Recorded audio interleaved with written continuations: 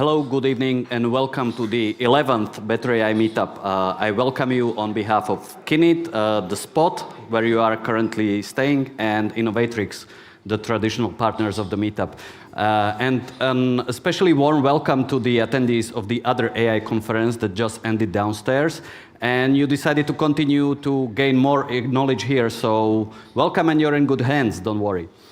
Before we get to the main program, here's a small announcement. We've already mentioned AI awards in the past Better AI meetups, but now we will have the finalists. They will be announced this and next week, and the awards will be given out on the 30th of May at Forbes Business Fest here in Bratislava. So you're welcome to visit, and stay tuned for the details.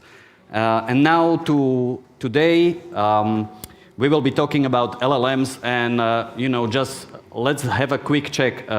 Who here has not tried something to do with ChatGPT or Gemini or any other language model? Is there someone who hasn't played around with it? Well, yeah, I thought as much, because otherwise you probably wouldn't be here anyway. So thank you for coming. Today we will be talking about how to actually make sense of the vast amount of information that is available online or in a digital format. And also we will be looking at the ways how AI can actually help us judge the quality of different sources of information. We will start with an in-depth look at the ways the large language models actually work. So please welcome Ivan Srba from Kinit. And remember that you can post your questions and we will get to them at the end. Ivan, the floor is yours. Watch out. Thank you very much for providing me an opportunity to speak at this event.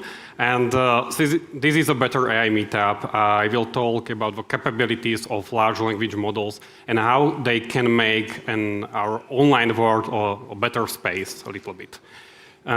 So let's start. I would like to start with a very basic of large language models, just to make sure that everybody of us know what we will be talking about. So the definition of large language models, or LLMs, are that they are foundational models. Foundational models are large neural networks that are pre-trained in unsupervised way on a large amount of data, typically collected from online web, so everything what we can scrape from the web. And these models are capable to generate and embed text in amazing way. So let's take a short look into the history and journey of large language models. And we can trace the first steps of LLMs in 1966, when one of the first chatbots was actually introduced. And this chatbot, Eliza, was basically a psychotherapeutic chatbot, and it was extremely simple.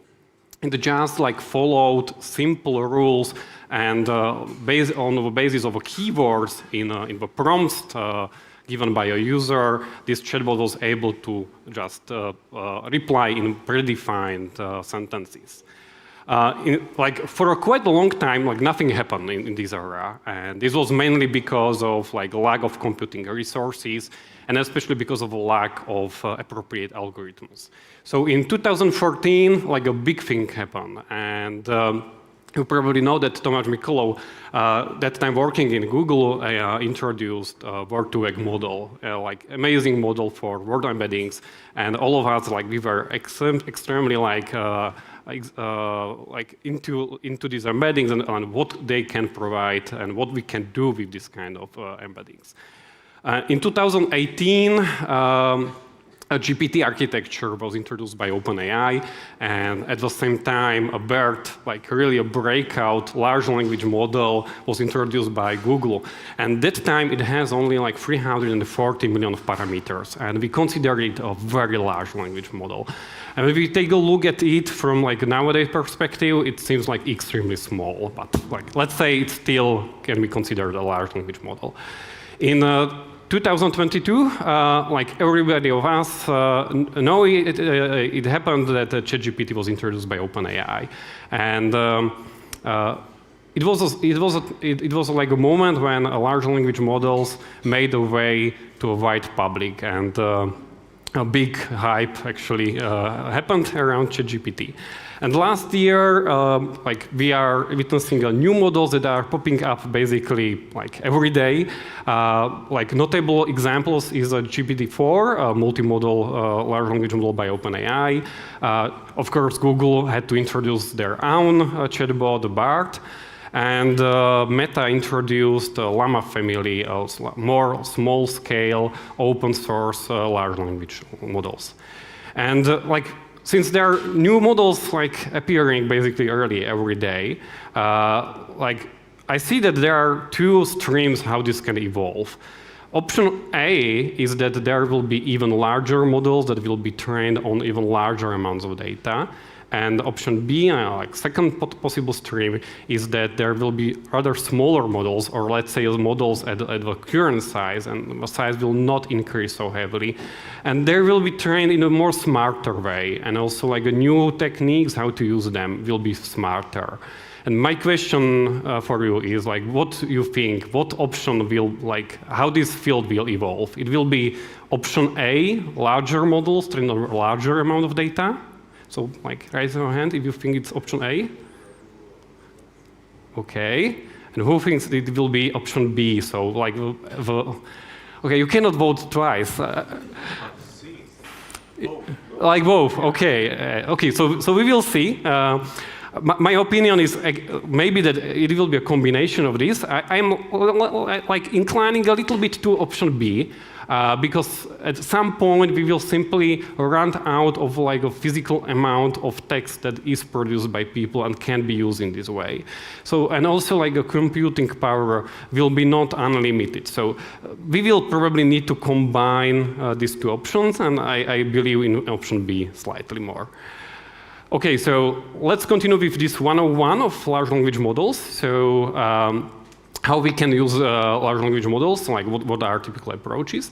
So a very traditional approach is that we will simply completely fine-tune in a supervised way a language model. So we are showing it some kind of labeled data and doing a continuous gradient updates of a model. And of course, this is especially for extremely large language models, extremely consuming on computational capacities. And we also need quite a lot of data. But what is really great that large language models can be used in a zero-shot prompting setting. So we will simply just formulate an instruction, formulate a task, and we will provide a prompt, and without providing any kind of samples, we can get a very accurate, typically accurate results. Another option is that we will prompt the models, but at the same time provide a few samples. So this is a few-shot prompting, also known as in-context learning. So in this case, beside the task description, we also provide few in-context examples that actually can be considered as some kind of temporary in-context learning of a model, while the model itself and all parameters of a model stay intact. And there are many options how to do this in context learning. One particular example, what I would like to highlight is chain of thought prompting. So we are trying to lead the large language model how to think about the task and how to proceed it. So typically when we are having some kind of mathematical exercise, we are trying to explain, okay, you need to do this as a first step, do this as a second step, and the model can work better in this case. Another option is instruction tuning, and this is a specific case of supervised fine-tuning. But in this case, we introduce multiple instructions, and basically what we are trying to do is to learn a model to follow instruction to perform better for specific task. And this is fine-tuning of a model. So in this case, we are again doing actual update of model parameters. And lately, since many of these approaches fine-tuning and instruction tuning naturally result into heavy computational cost, so-called PEFs, or parameter efficiency fine-tuning techniques, popped up, and their aim is that instead of fine-tuning like a whole model, we are fine-tuning only a small amount of parameters that are actually attached to the model. So there are many techniques. I don't want to go into details, but probably you know LoRa and its many derivatives. Various adapters or soft prompts like prompt, prefix, speed tuning, etc., etc. So there are many of them. There are a lot of capabilities of large language models. In this slide, I depict only those that are relevant to working with content quality, online content quality. And particularly in this presentation, I will focus only these first four. Text generation, information retrieval, text classification, and data augmentation. As the size of models is increasing in time, also new capabilities of large language models appear, and also accuracy of models in these capabilities is getting better and better in time. So these four are what I want to focus in the rest of this presentation. But in parallel, as the capabilities evolve for large language models, there are also many threats that can be introduced by large language models. And you probably read some kind of paper that, or some blog that actually said, okay, large language models can be misused for this and for this and for this. And this is everything how large language models can be misused. It can be to generate disinformation or misinformation, what is most commonly mentioned possibility of abusement of large language models. You can flood the content of the discussions by machine-generated text, etc., etc. So there are really many of them. So we just need to think about also this negative part of large language models. Okay, so move on. Let's start with the first capability, which I want to elaborate in more details, and it is text generation. In this part of my presentation, I will focus, or I will talk about the results that we were able to achieve in Kinit also with my colleagues. So this is not that ordinary presentation, but this is really heavily based on what we were able to achieve and on our findings. If you will be interested more at each section, I also provide information or a list of research papers that are publicly available, so you can check them for more information. So let's start with text generation, and I will be at first discussing a little bit generation of this information content. So as I said, this is a threat that is most commonly mentioned when we are talking about the potential misuse of large language models. So what we did was an experiment in which we used three different prompts in a zero-shot, few-shot setting, and also by providing a short abstract. And we prompted 10 different large language models. So this particular example is a ChatGPT example. And the prompt was actually very simple. So we didn't do any kind of extensive prompt engineering here. And we just asked models to write this information article using arguments and facts that agree with some particular claim. And this claim was selected from 20 well-known disinformation narratives. So this particular example was that taking ivermectin has been confirmed to effectively combat COVID-19. And I will just remind that there is no study that actually proved that ivermectin can be used for COVID-19. And on the right, you can see what was actually outputted by ChatGPT. And this was generated about, say, 7 or 8 months ago, so a short time ago. And you can see that the generated text starts with a warning. And ChatGPT is saying that basically it is not encouraged to spread the disinformation. But what is a funny thing that it knows that it's not possible to, or it shouldn't generate this information, but despite it, it generated a very persuasive disinformation article. So this warning is basically useless, because as a bad actor, I can simply remove it and use the rest of the text. And what we can see here is that the second highlight, that also it was able to follow the instruction and also use some kind of arguments to support this disinformation. So it is referring to some kind of study conducted in Argentina. And like OpenAI is promising regularly that we are working on our models, we are getting them better, and introducing better safety filters. So when I ran the same prompt with latest ChatGPT version that comes from January this year, if I remember well, so this was exactly the same prompt, like what happened? Warning actually disappeared completely. Okay, it was useless before, but at least it was there. Now there is no warning at all, and like now it's even better structure. So we have title and the rest of article, and we can see that it's even more persuasive than it was before. So it's like a clickbait, like game changer in fight against COVID-19, and there is also this highly over-emotional text, like you can read it. So it's really appealing at emotions. So like. Things are not getting better, actually, at least in case of ChatGPT. So in this study, we compared these 10 different large language models, and we asked them to generate these various narratives with different prompts, and we annotated them by whether the generated texts are actually dangerous, so they spread this information that can be misused by bad actors, or like contrary, they are safe texts, so they contain these disclaimer warnings, or they actually refuse this information, or they are neutral, so they are like a mixture of both of them, or like are not taking like a one side, whether like refute or support this information. And when we will take a look at this graph, what we can see that in general, large language models can be quite easily misused to generate this information. And what is quite interesting that especially open source models like Falcon or Llama 2 actually exhibit like the most safest behavior and refuse to generate this information most time. And ChatGPT, as you can see, like approximately in half of cases, like willingly generate this information text.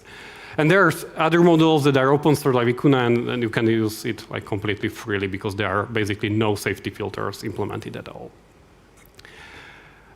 So now we saw that it's possible to generate this information. So what we can do about that? So in our another research, we took like a number of like a huge list of various detectors of machine-generated text. These are like a black box models that you can openly find on the web. There are statistical models and fine-tune models that we actually fine-tune on some examples of machine-generated text. And like what we did differently to the previous studies is that we did these experiments in highly multilingual settings. So we selected 11 languages, like from different language families. And for 3 languages, we also generated a little small amount, like bigger amount of data, so we can use it also for training these fine-tuned detectors. And on 8 multilingual large language models, we generated news articles. So we have a pair of a human written article, news article, and a machine-generated news article. And we use these detectors to simply classify what is machine-generated and what is human written. And as you can see from these results, like the best performance was achieved by these fine-tuned models. And these black box models actually like failed quite heavily. It's mainly because they are trained for English only, so they cannot work with any other language, non-English language. But these fine-tuned models that are fine-tuned or on all 3 training languages and on all generators can actually perform the best. But at the same time, it's necessary to say that the performance is still far from perfect, and this was in distribution samples. So as soon as we are going out of distribution samples, for example, to social media posts or to other languages, the performance will decrease even more. The second capability, what I would like to talk, is information retrieval. So as we are working in various projects with media professionals, we are trying to help them to find information more quickly because they need to really tackle with a lot of information. And this is a specific use case for fact checkers. And what they typically do is that they find some check-worthy social media post somewhere, and they need to verify whether the same thing was already fact-checked or not. And before this, there was a very limited option how to check this, even in the same organization, not even in other organizations, or even cross-lingually. So this is a typical use case how language models can help.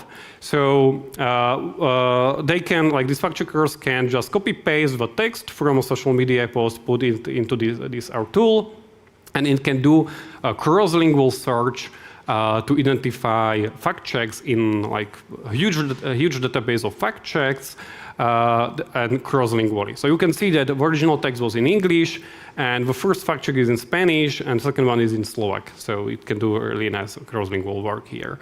And for this, we used only a smaller language models that we used to embed the text into sentence embeddings and do a simple similarity match here. But the question is, can we use large language models in a similar way? So when you typically media professionals want to verify whether something is true or not, what we would suggest them, okay, so directly ask a large language model, right? So simply write a prompt there, is this true or not? And of course, there are multiple well-known challenges that are typical also for other cases, but in this case, it would be extremely dangerous to use it in this way. First one is hallucination. So large language model is trained to provide an answer many times, even if it doesn't know what the true answer is. So hallucination can occur. The second challenge is that all large language models naturally have some kind of cut-off date until they were trained. So they are not capable to work with more updated information. And they cannot also many times provide any kind of source or evidence, what is extremely important for these media professionals. So there was a technique introduced that is called retrieval augmented generation, or RAG. And how this works, a user can typically, as usually, send a question, and this RAG framework will trigger a semantic search in a vector database that is filled with embeddings of some kind of knowledge base. So we can have some kind of documents. In our cases, it would be fact checks. And we can find the most similar relevant fact checks that can be injected into the context of a prompt, and a large language model can work also with this more updated information. And this RAG has actually quite a lot of other problems, and if you will be interested, we can talk about it later. To move on, the third capability, what I would like to talk is text classification. And this is slightly controversial because we can see many applications of text classification. And it seems that large language models are not the best solution for text classification in many cases. And I will illustrate this on this nice chart. Again, this is our work with one of our PhD students. And what we did is that we took 8 representative text classification tasks and 7 different large language models. And we slowly increased the number of labeled samples. And as you can see here, there is average performance across this classification task and LLM. So this is really heavily aggregated. And you can see that if we are using a zero-shot prompting, the performance is stable. It's clear because it doesn't depend on the number of samples. If we are using in-context learning, there are some small fluctuation because of what kind of data are used as in-context samples. And when we are using instruction tuning, we can see that the performance can get even slightly better. So far, so good, right? But when we are trying to fine-tune the smaller model, significantly smaller model, at the very beginning it can perform very poorly because it's not fine-tuned at all, right? But as soon as the number of samples is increasing, it can at some point overcome large language models. And they are used in any of these three settings. And what is quite surprising that even like approximately 100 of samples in average is enough for fine-tuned small model to overcome general model, or even like fine-tuned model, fine-tuned large instruction-tuned large language model. And even if we will take any kind of variance and randomness into consideration, it's still about, I don't know, 300 or 400 samples. So quite a small numbers. And last year, we participated at one particular data challenge on detection of persuasion techniques as a part of SemEval.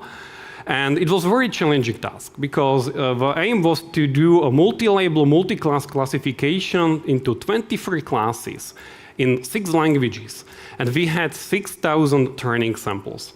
And at that time, we didn't have this image before. So we somehow intuitively said, OK, it would be better to fine-tune a small model instead of prompt a large language model. So we fine-tuned ExaML-Roberta large model.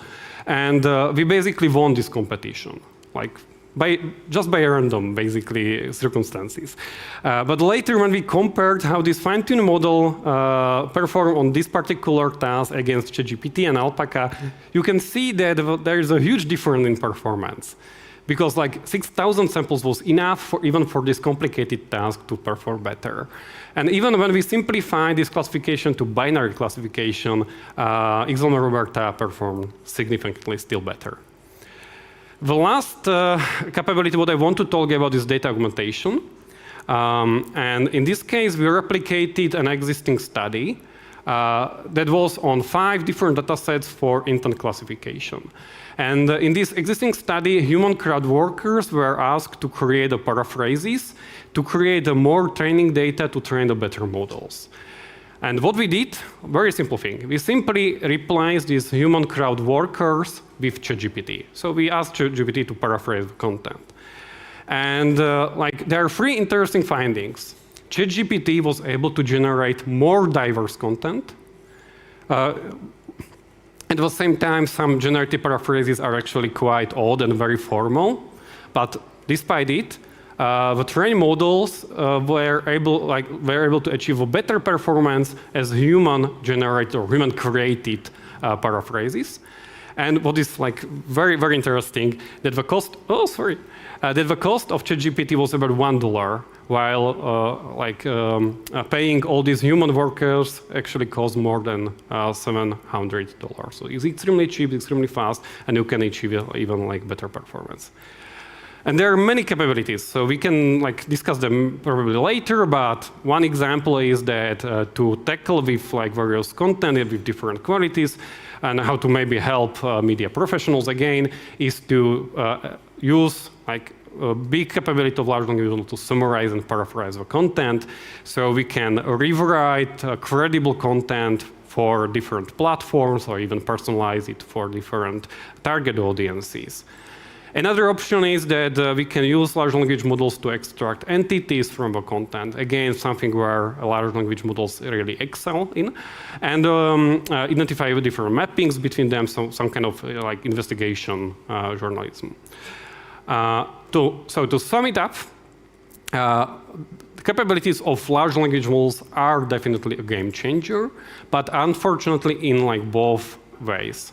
In a negative one, they are capable to generate non-credible, harmful content and very efficiently, and that is very, very persuasive. And it's quite difficult to detect such content. But fortunately, also in a very, very positive way. So as I show in these different capabilities, they can efficiently handle pre-processing of large amount of data. They can even augment data sets, and they are very good for quick prototyping. So if you don't have much resources, don't much time, just to quickly prototype something, this is something what large language models are very, very useful. And especially when you don't have annotated samples.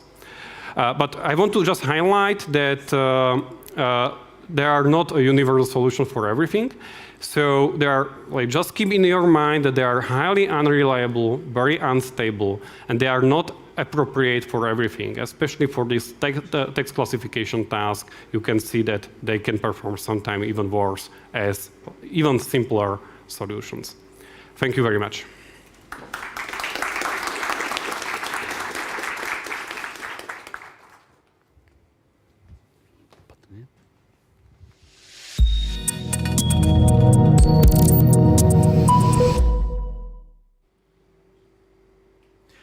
Thank you, Ivan, for your introduction to large language models and their capabilities, or very small language models, as we will call them in 5 years. And I know that you already have questions, but we will get them at the end of the other presentation. And this presentation was just perfectly opened by Ivan because it will focus specifically on how to actually fight against the cheaply generated misinformation that's going around in the internet, and what are the capabilities of AI of actually detecting the problems in cyberspace.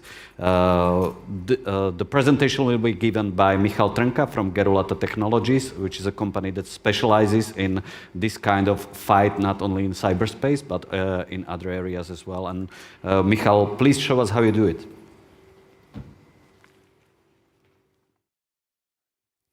Hello, good afternoon. Well, my name is Michal Trnka. I'm the founder of Gerulata Technologies, and I'll start with a little bit of an introduction. I see that there are some images missing from the presentation. I hope they will be okay in the next slides.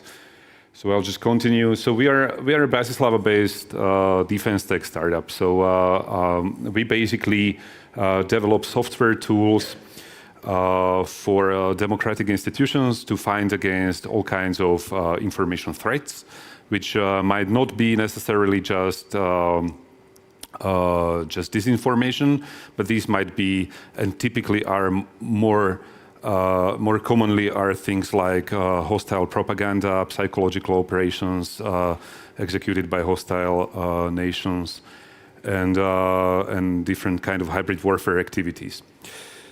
So very briefly, we we currently operating in 14 countries, and the clients we work for are mostly government and military.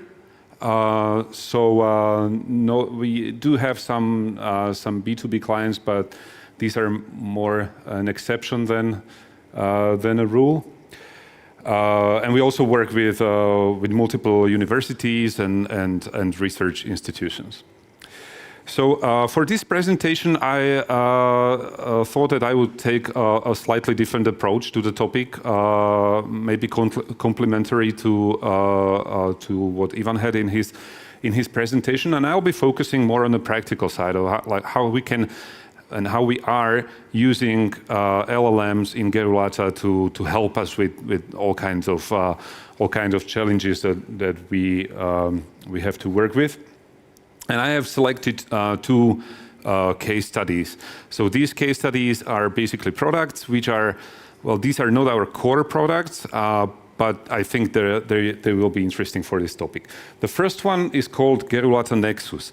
And basically, we are trying to solve a problem of having vast unstructured data on the internet, which is extremely valuable. So in the field of open source intelligence, these analysts, they know that on the internet you can find a lot of very high quality and very actually actionable information. The problem is that this comes in a structure of in a form of unstructured text, which is basically difficult to analyze at scale. You have to read through the articles to actually know what's in there. So our approach to analyzing this kind of information at scale is using knowledge graphs. So we basically construct the graphs of different entities, so persons, organizations, locations, etc. And the technical challenge here in Gerulata Nexus was actually creating knowledge graphs from text automatically using LLMs. So let's start with a brief overview of how we do it. So this is a very simplified diagram of the processing flow. And we start with some unstructured document corpus. So this, you can imagine that these are things like newspaper articles, mostly different blog posts. This might be social media content. This might be papers or even books in a digital form, etc. It might be really a mixture of anything that can hold some intelligence-relevant information. And we combine it with an ontology and some prompts. We feed it into an LLM, and we hopefully would like to get a list of entities and relationships. Then we need to process these with some normalization and linking techniques. And at the end, we would like to see a knowledge graph with nodes, edges, and all the different properties. So if we take a closer look at the LLM processing, so this is the first part of it. So as I said, we start with a document, which is in our case, let's say it's a newspaper article, and we also work with the prompt template with some ontology definition. So the prompt template typically would include some kind of instruction. We are instructing the model to identify different entities mentioned in the text of different categories. So this might be, as I said, persons, organizations, locations, any type of informal associations, etc. Then we also want the model to identify relationships between these entities that are explicitly mentioned in the text. So this is where we have to be a little bit careful, because these large language models tend to be a bit creative. And if you give them an article and ask a question, they many times try to be very smart about it and try to come up with some inductions. So they might come up with a relationship that is not explicitly mentioned in the text, but the model actually thinks that, okay, so this is probably what's happening. So we want to be careful with that. So you need to specify in the prompt that you are only looking for explicit things, etc., etc. So we feed the model with the prompt and the document, and we find it useful to use different specialized modes of operation of different models, depending on the provider. The model might support a JSON mode, or it might support what is called function calling, which is the case with OpenAI. And function calling basically is a technique that we can leverage to not only force the model to output a JSON, but we can also use it to output a JSON that adheres to a certain schema. So it will save you a lot of time processing the model output. So we use that, we query the LLM, and we get some output model which will be adhering to the prescribed schema. And in practice, what we many times see is that this output mostly adheres to the defined ontology and to the defined JSON schema, but there are some minor fluctuations, like maybe some typos in the names of the relationships and stuff like that. So it is typically useful to do some post-processing on the model output. So we would use some simple methods like fuzzy matching against the expected ontology, etc. You definitely need to validate the output at least, and then we basically get the list of entities and relationships. I'm talking about entities, but in practice, we basically just get the names, not any other information. So once we get the names, we need to resolve the entities. Resolving the entities, in our case, basically means handling a situation like you can see on top of this slide. So we have a sentence in Cyrillic, in Russian language, talking about David Cameron and his government and their responsibility for Brexit.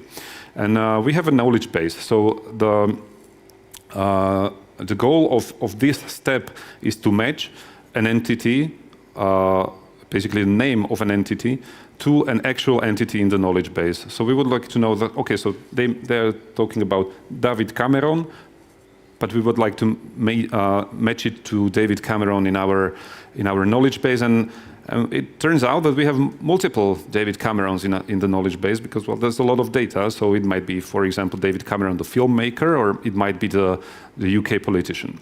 So that's our goal, to match it to the correct one, and we need to do it across languages. So not only we cannot obviously use any text matching techniques. For this purpose, we use an entity linker model, which is basically an XLM Roberta based by-encoder.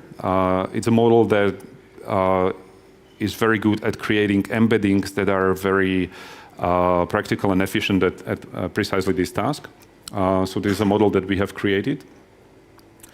And we basically just start with some candidate selection from the knowledge base. We can actually use some text retrieval methods for this, and then we will re-rank the results based on the distance metrics provided by the entity linker model embeddings.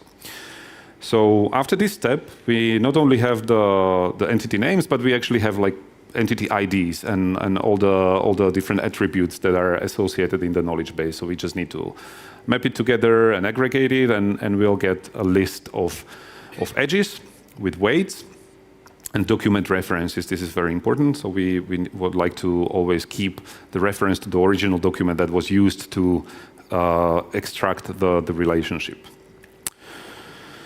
Now, these relationships in practice might be basically anything. It really depends on the use case. In this particular demo case, there's a bunch of categories.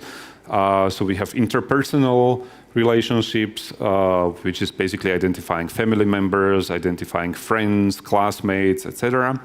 We have edges indicating the sentiment. So basically, we are trying to map out whether a person has a conflict with someone else or is approving of someone's behavior, etc.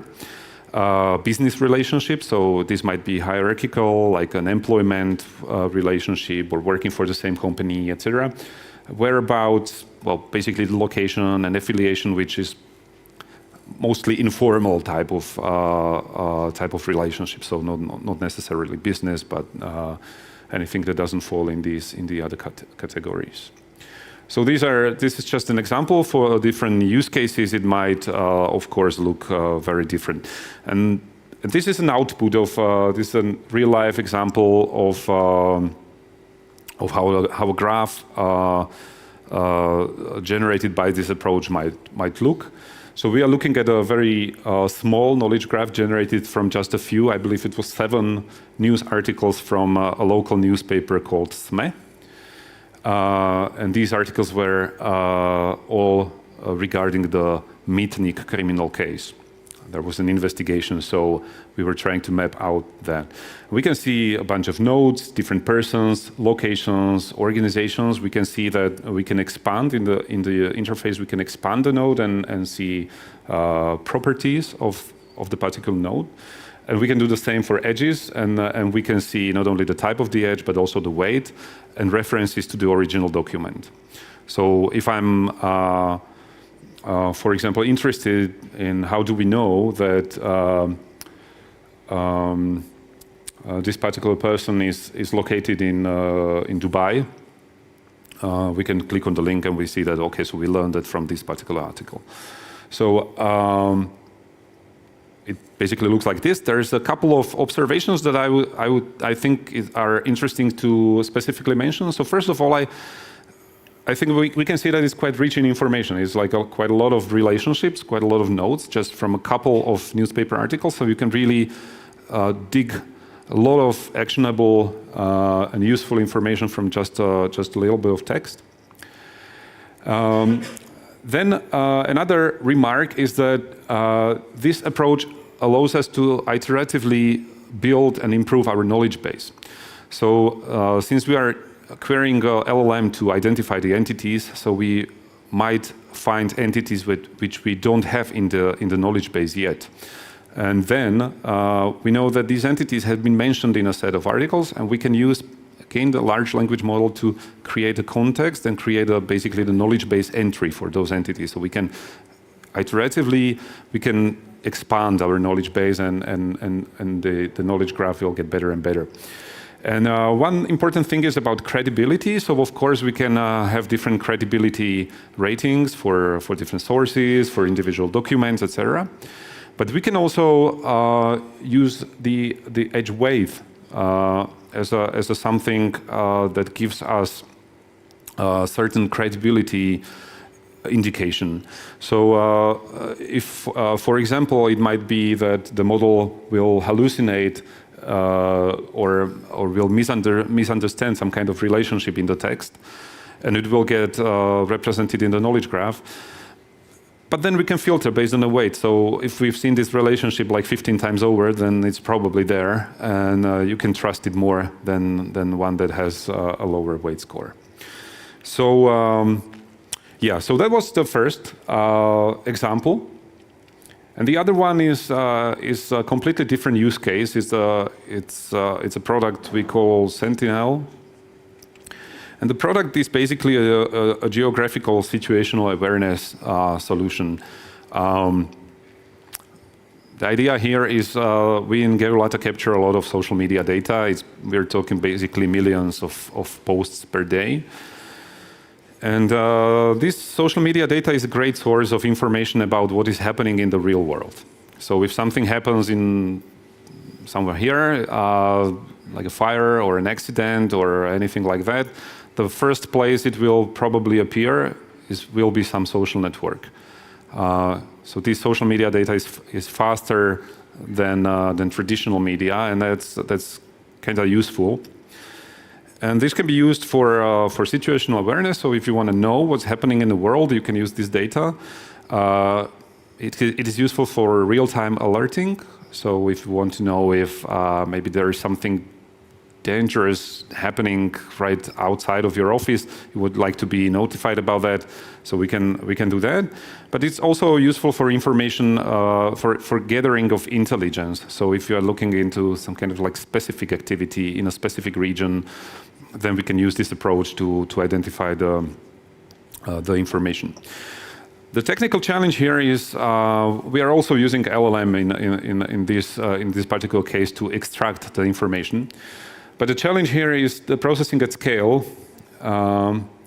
So the sheer volume of the data makes it impractical to use an LLM. LLMs are kind of slow, and also we'll probably pay a lot of money on electricity bills if we feed an LLM with everything we capture. So so that would not be a good way to go.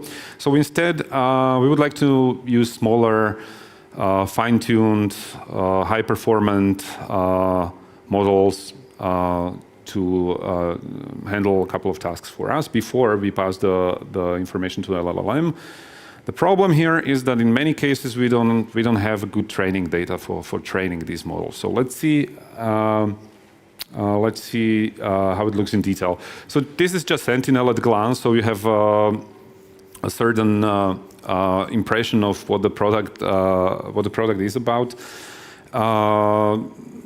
As I said, it processes basically millions of posts per day. It needs to do the processing in near real time. It does classification, summarization, geocoding,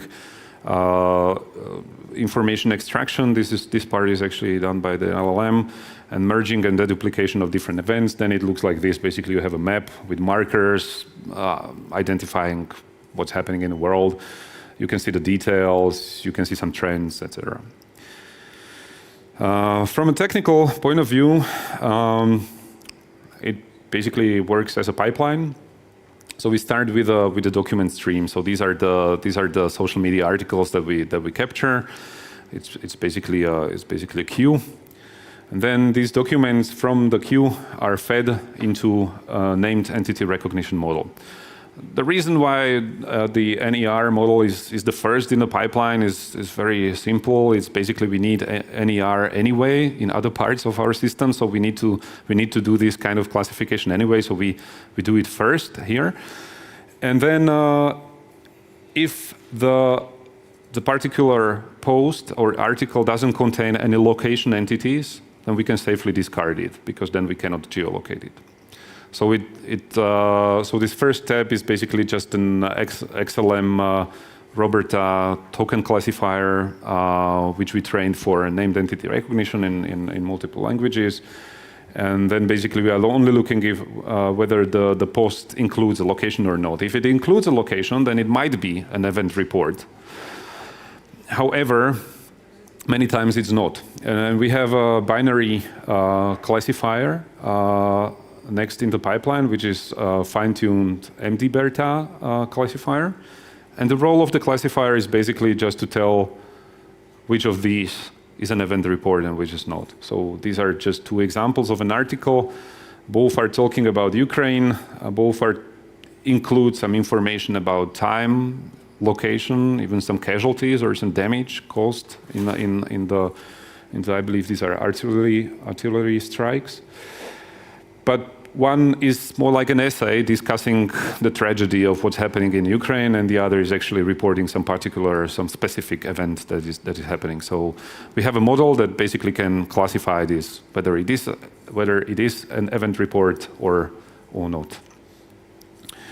So once we know that it is an event report, then we feed it into what we call an incident taxonomy classifier, which is basically a hierarchical, multi-label, multi-class classifier that will tell us more about what kind of event is this. Is this a war fighting? Is this an accident? Is it a political event? Is it economic event, etc.? And then there's a hierarchy of classes. So if it's connected to war fighting, then okay, so what it is it military posturing, deployments of troops? Is it actually engagement? If it is engagement, then it might be infantry engagement or air combat, etc. So there's a lot of classes, more than 100. And the problem with this particular classifier is that for many of these classes we don't have good data, because it includes classes such as use of nuclear weapons. So that doesn't happen very often, and we don't have any real examples of text reporting an incident like this. But still, we would like to be able to classify that. So the classifier is trained on partially synthetic data. Synthetic data means that basically we used an LLM to generate training data for the purpose of fine-tuning the smaller model. We basically start with the prompt. So we define that, okay, we would like to see, I don't know, a social media post talking about this and this. We might use either zero-shot approach, or we can use a few-shot approach. So we will inject some examples of how it might look. And we generate it in multiple languages, of course, because we need to do it in the classifier needs to be trained on multiple languages.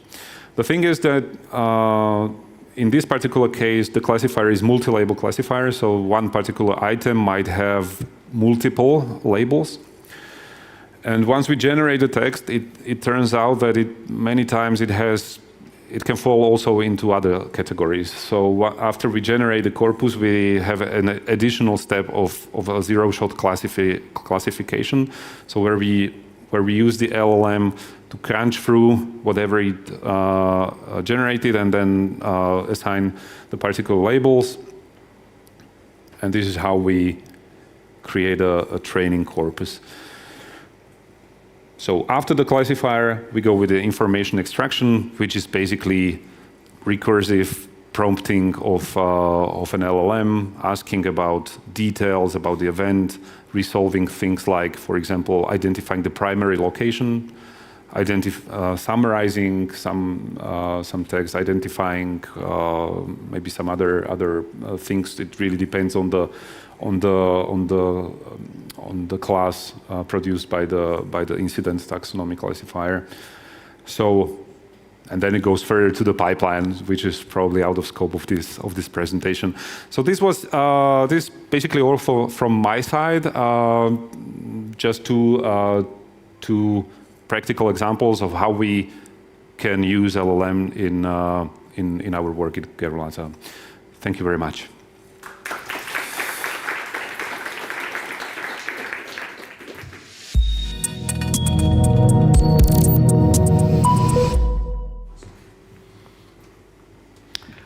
Thank you, Michal, for your interesting showing of the use cases of how AI can actually be used for good and not just creating, random scraps for the internet. And we have quite a lot of questions, so we will try to go through all of them. So if we forget something, sorry, but hopefully we will not run out of time. Let's start with the top, and I know this has been probably for you because it has been shown during the first. What about Sedlak chatbot? To be honest, I'm not sure what Sedlak chatbot is, and I tried to Google it just before, and I wasn't able to find it at Google. So the question is whether it is somebody from here in person. If so, you can please elaborate what is it, or maybe is anybody here able to say what is Sedlak chatbot? So I'm sorry. Yeah, no problem. We will ask ChatGPT after we finish. Okay. So what are the current limitations, or what are the limitations of current AI models in understanding and processing the underrepresented languages and dialects in the global information space? This is probably for both of you, but maybe starting with Michal. So what are the limitations of current AI models in understanding, processing Yes, obviously English is much easier. Some very small languages are challenging. In our experience, the biggest issue is with generating a naturally sounding text. So we don't do that much. We typically do information extraction, and that works pretty well with all the languages we work with. But there are differences. There are benchmarks available for the commercial models, also for the open source models, of course. So it depends on what language you are interested in. For anything we speak in Europe, I think the performance is on a good practical level that you can safely use it. Are there any insights from the, let's say, research point of view? I know Kinit is doing a lot of, for example, for Slovak language.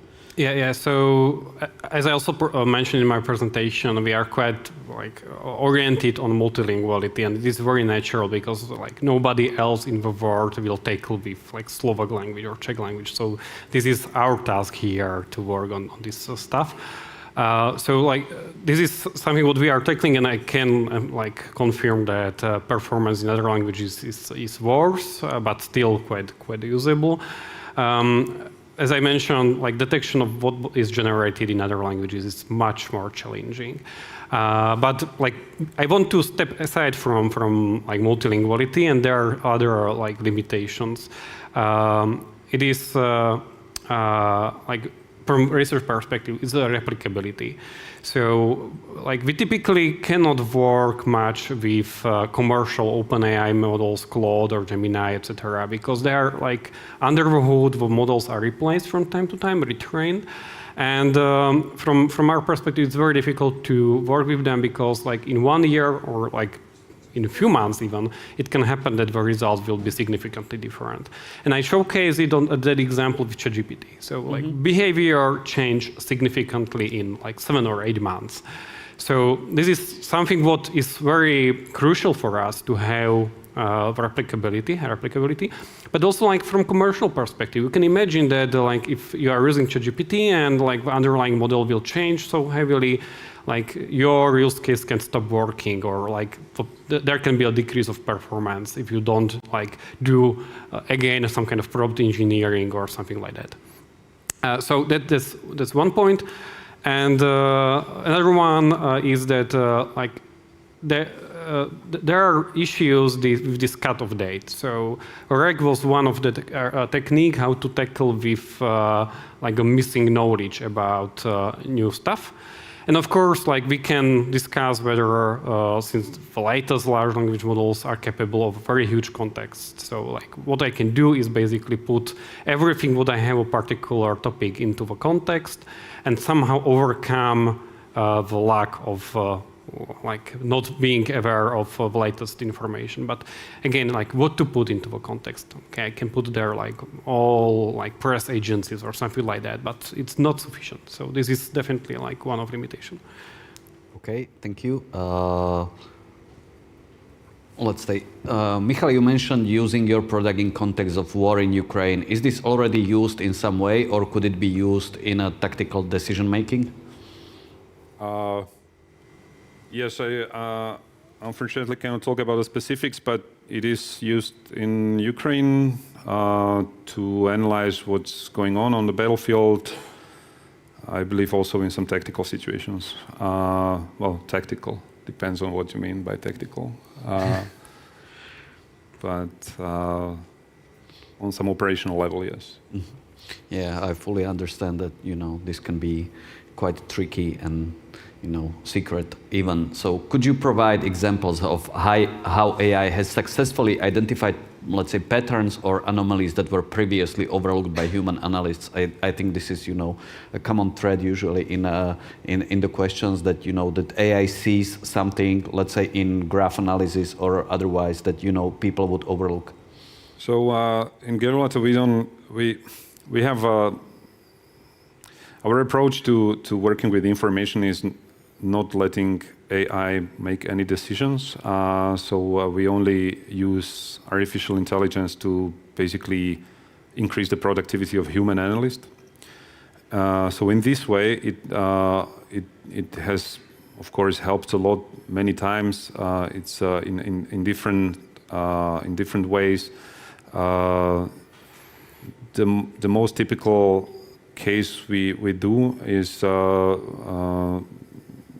basically finding what you are looking for in a huge pile of data. The biggest challenge for analysts in the social media intelligence space is that there's a huge amount of data. It is not possible for a human to read through it. And using AI for things like summarization and for semantic search, etc., increases the productivity a lot. We also, in our flagship product in Juno, we include some LLM functions directly. So, for example, the analysts could they can use zero-shot classification directly in the product. So, for example, they have identified a million different social media posts, and they need to classify it according to some internal taxonomy, which is maybe not completely trivial, cannot be done based on keywords, etc. So they can use a zero-shot functionality. Basically, they ask a natural language question and get the information in a couple of minutes. So these things save a lot of time, and time is many times basically essential. Yeah. So basically, it's not about like some specific hidden connections. It's about scale. It's mostly about scale. Yes. The connections and the coordination patterns in the information sphere, they emerge only with scale. You have to have enough data, and then you start to see the patterns. But yeah, that's a different topic. Yeah, and since we are talking with you, let's move to the question that's the second from the top. And what was the reason for using an LLM for naming entity resolution? If I remember the abbreviation correctly, in the first case, was it better than the specific model? No, so this was. I'm sorry if I didn't clarify it right, but the NER model, named entity recognition model, is actually fine-tuned Roberta. It's not an LLM. And we specifically use a smaller model for the sake of performance. So. Okay, thank you. Would you say LLMs are like a magic sword, in that they can be used for good, but no one knows how it works? I'm hoping not, because we should know how they work. But what's your view? Like many times we have code, like ordinary code, that we don't know why it works, right? And okay, so no joking. we at least know somehow how they work. Okay, of course, like we can consider them as black boxes, but we are trying to understand what's going inside these black boxes. So I wouldn't say that we have no idea what's going there. It's not like that, and like we can answer this question like from two perspectives, like technological one. So if it does work and if it can help, like okay. Like technically it's working, so we can use it. And from like more philosophical perspective or ethical, that okay, we are not exactly sure how it's going on. So there can be some hidden biases, for example, or like this hallucination can go on. And if we will not tackle with this one, like there are some challenges or there are some drawbacks that like can be present. But since we are aware of them, and we will not like blindly use everything for like LLM for everything, I suppose that it's okay to use it, just to be aware that like, where are borders and that don't trust like blindly what LLMs generate. Okay, thank you, Michal. You mentioned explainability and this way of getting back to sources several times as well. Yes, I think it is, well, in our field, it is crucial that the analyst can actually verify where the information came from. So I think it's a good practice to clearly mark any information that has been generated by an AI model. So we do that in our products. So the analyst knows that, okay, so this is not an observed thing, but this is some kind of induction. Yes, and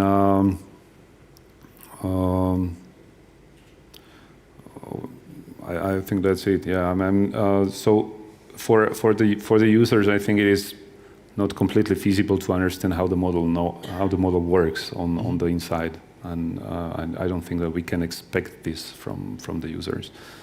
So it's up to us to choose the models that have reasonable level of performance and reliability. Mm-hmm. Okay, thank you. How does your AI approach, I assume this is a question for Michal, differ when analyzing static versus dynamic content such as live streams or real-time news feeds? Most of our work is on real-time feeds or near real-time. So that would be like 99% of what we do. In some cases, we do some offline analysis, but that's more an exception. We basically use the same tools.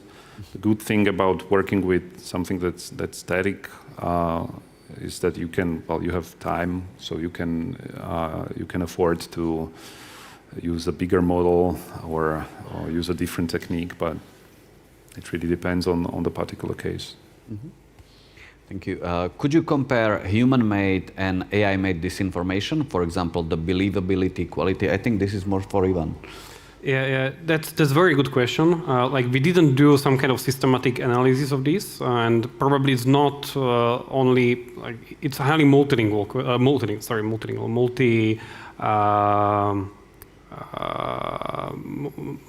Like a combination of technological and social sciences. Like it's very difficult to find a like appropriate answer on this. But like what we like saw at what ChatGPT can actually like generate, it is highly believable. So if you will see it at the internet, and also if you will not generate only in English but also in our smaller languages, it's very probable that somebody can actually believe it, and it would be very difficult to distinguish it from human-made.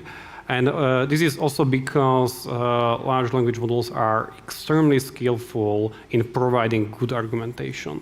So, and hallucination, what we usually consider as a drawback of large language models, is like a vital function here, because they can hallucinate any kind of evidence, events, studies, whatever you need, like persons, experts, like whatever you need. So many times, like creativity of these large language models can be like even worse as what a human can do. Not speaking about how cheap it is, how fast it is, and how you can even like personalize that content for like some particular audiences and platforms even. Yeah, I believe many of you have already experienced it firsthand, when you try to get ChatGPT to generate something that doesn't simply exist, and it can be very, very persuasive. So, have some fun after Better AI meetup and try it. Have you tried advanced RAG techniques like RAG, CRAG? That's probably for you, Ivan, as well. Yeah. So, as I presented, so far we work only with small language models just for embeddings and doing a simple similarity match. And we are just starting to work with these RAGs, so we don't have any kind of findings or results that I can say at this moment. Definitely either active or corrective RAGs can be helpful because we are working with a quite huge possible databases or knowledge bases. Only that database of fact checks that I mentioned is containing more than 400,000 fact checks in many languages. So it would be quite difficult to select the most relevant content. But yeah, this is something what can be useful. But sorry, we don't have findings at this moment. And there is also RAG 2.0 introduced just a short time ago, so there are many of these techniques, yeah. Okay, thank you. What kind of partnership models, and this is probably for Michal, do you envision between AI developers and media organizations to combat disinformation? I think this is actually a question that occurred to me, maybe as a first of one, because I used to be a journalist. So how do you actually see, let's say, how can AI help journalists to combat misinformation, perhaps spot fake info and so on? I think that one obvious thing would be to have a system like Ivan presented, so basically something that can identify the existing fact checked. So that might be, and it's actually already deployed, of course, with many fact-checking organizations. So that is again about increasing the productivity of the journalists, so they don't have to manually look up the fact checks and they get all the information very easily. So I think that's a productive type of relationship. Sharing data, of course, is always a good idea. Media organizations typically have large databases of text, typically with some human annotations. So these are useful for researchers. So this kind of things I think would be most productive right now. Yes, and another question that's probably also for you. How can AI be utilized to predict and preemptively address emerging threats in cybersecurity before they even manifest in the real world? And maybe even can it be used for it? So I'm not sure if you're talking about cybersecurity or information space. So in Gerulata, we don't do cybersecurity much. That was what I was doing in my previous work. So I'll talk about what we do in Gerulata, and this is a very typical use case. So our clients need to identify a threat as it emerges, not like a month after or a week after or even a day after. Is maybe sometimes too late, because once the public has been exposed to some kind of a narrative, then it's very difficult to kind of change their opinion. So it's better to react fast. And yes, so AI can help in many ways. So it's different kind of classifications that again increase the productivity of the strategic communication personnel. So they can actually see what kind of narratives are growing fast in the information space. For this, on the technical side, we can use different techniques. We can use embedding, clustering, basically semantic clustering, where we, if a narrative is spreading, is usually spreading in various in different variations through different channels. So we can use AI to embed this, and then use a vector database to to query it for clusters. And once we do this, we can say that what is trending, what kind of content is trending, what kind of narratives are trending right now. So this is an approach that seems quite productive to us. It sounds like fighting a virus or something like that. Predicting is difficult, of course. The network, the knowledge graph data can help with that a lot. So once you capture narrative and you have a location in the knowledge graph, then you can predict that if it will be viral, not because you have additional information about the structure of the information space. Yeah. Thank you. I like this one. It's like from some sort of productivity guru. Let's say you have a personal knowledge base, a few thousand nodes. How do you extract most value from them? How to create a knowledge graph from them? I think we already have programs for that, actually. I think so. But if it's just a few thousand of nodes, you can just use a model that has large enough context window and put everything there. I think that's the easiest. You don't even have to have any system. I have maybe that's on the side note, but it's related to this question. There was a project on the internet that I liked very much. There was a guy who basically had a audio recorder with him all the time. It was recording all his dialogues during the day, and then in the evening he came to home and dumped the audio file, processed it through Whisper into text, and loaded it into an RG system. So basically, he had a log of everything that was happening in his life. He could look up every conversation, anything, and then he was building some additional functionality on top of that. But that was kind of cool. Yeah. Sounds fascinating and scary at the same time. Yeah. How can the general public use AI to identify disinformation? Yep. Do you have any tips? I wouldn't recommend general public using AI to identify this information. Yeah, that's very difficult. Like in our projects, we primarily aim at media professionals, and that's one reason for that is that we can train them to use AI for this. And we see that even with media professionals that are with a very high media literacy, very skillful in many topics, and they are trained, for example, to fact check this information. It's very difficult for them to use AI. For example, when you have detectors of generated images. So it's so difficult to interpret the outcomes of existing detectors because you can show them various heat maps and this kind of information. And also researchers and AI developers are not able to interpret this in a clear way and how to communicate it to not even general public, really, media professionals. And to also communicate the accuracy and the probability that the results are correct. So it's very, very, very difficult. Yeah.